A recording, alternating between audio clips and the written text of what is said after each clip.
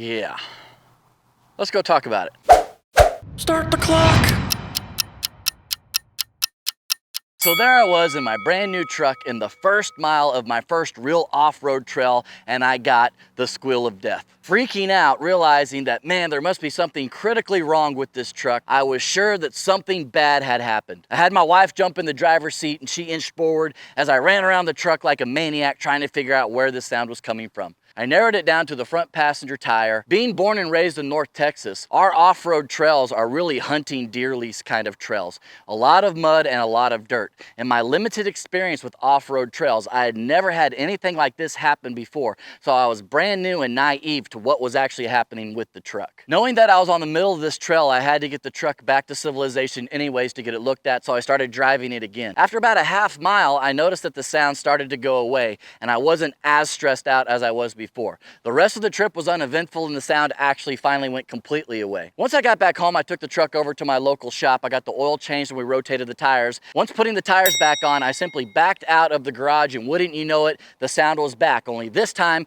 it was on the driver and the passenger side. We pulled back in, took the tires off and started searching around. We got an air hose and wouldn't you know it, the culprit of this massive sound are little tiny pebbles. This picture right here shows the front of a F-150, and as you can see, right behind the rotor, we have a little piece of metal called a dust shield. Now, the dust shield's job is twofold. First, its main job is to keep debris and water from hitting the inside of that rotor and caliper. The second thing it does is it actually makes airflow go towards the brake rotors to keep them cool. Fast forward to months later and hundreds of miles of off-road trails, and this is still a recurring thing for me. There's three things that I've learned so far how to fix this issue, but not a permanent fix. When this happens, the most effective way to get completely rid of any foreign object, unfortunately, is to jack up your truck, take off the tire, get a tool, get in between the dust shield and the rotor and remove all foreign objects. The second thing that I figured out, as long as you're not going a long distance on a trail, I shake the wheel left and right rapidly and I look for ditches and potholes to try and dislodge that pebble. Final thing I do if I can't get that to work is I will put the vehicle actually in reverse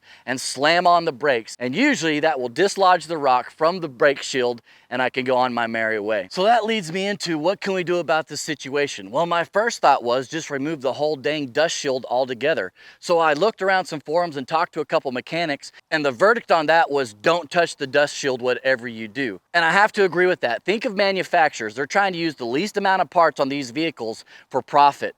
And if the engineers think that a dust shield is important to them, there's probably a reason that it's still on that truck. So my next thought was, well, can I just push the dust shield out further so that the little pebbles don't get stuck? But then I'm going to be dealing with larger rocks actually being able to get wedged up in there, so that didn't fix the solution either. Unfortunately, going round and round with this for about a week, I found that there is no solution to this issue. This is a PSA for a lot of you guys that may be brand new to overlanding and off-roading. And if you get this particular squeal of death,